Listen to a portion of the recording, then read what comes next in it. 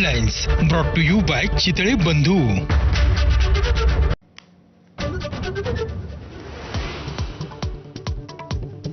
मुंबईमध्ये आज आणि उद्या ओबीसी नेत्यांच्या बैठकीचं सत्र. वायबी चव्हाण सेंटरमधील बैठकीत वडेट्टीवारांसह इतर नेते उपस्थित राहणार.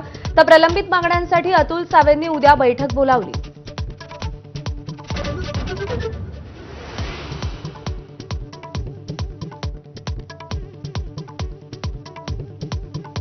श्रीकांत शिंदेंनी आज शिवसेनेच्या खासदारांची दिल्लीत बैठक बोलावली.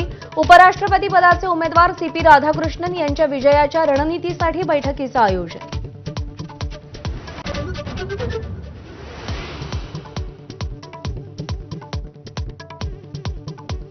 तब्बल 33 तासांनंतर अखेर लालबागच्या राजाचं विसर्जन.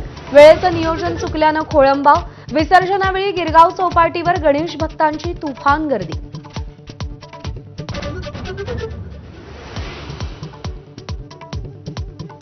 यंदा पुण्यातील गणपती विसर्जन मिरवणूक विक्रमी 34 तास 42 मिनिटं चालली. शेवटचा गणपती रात्री 8:07 विसर्जित.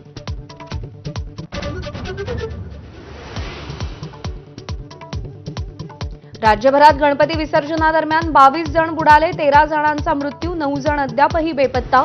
शहापूर, उत्तर महाराष्ट्रासह विदर्भातील नागरिकांचा समावेश.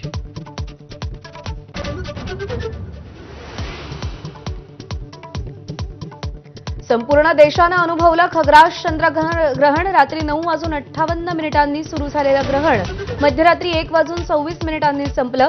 ग्रहण कालावधीत तुळजाभवानी सोहळ्यात तर नांदेडच्या हनुमान मंदिरात ग्रहण संपेपर्यंत भजन.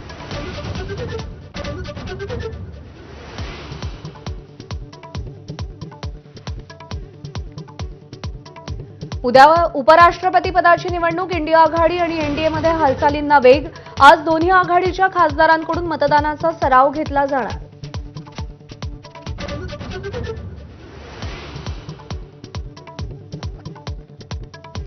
भारतीय हॉकी संघानं 8 वर्षांनी जिंकला आशिया चषक.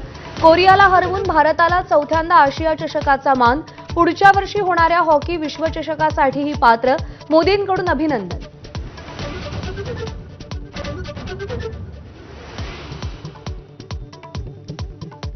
अमेरिकन ओपनच्या वर्षातल्या शेवटच्या ग्रँड स्लॅम स्पर्धेचा विजेता कार्लोस अल्कराज ठरला.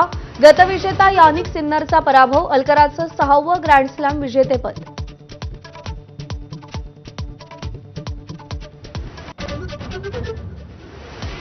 आशिया चषकाच्या पार्श्वभूमीवर भारतीय संघाचा कसून सराव. सूर्यकुमार यादवच्या नेतृत्वात 10 सप्टेंबरला भारतीय संघ यूएई संघासोबत पहिला सामना खेळणार.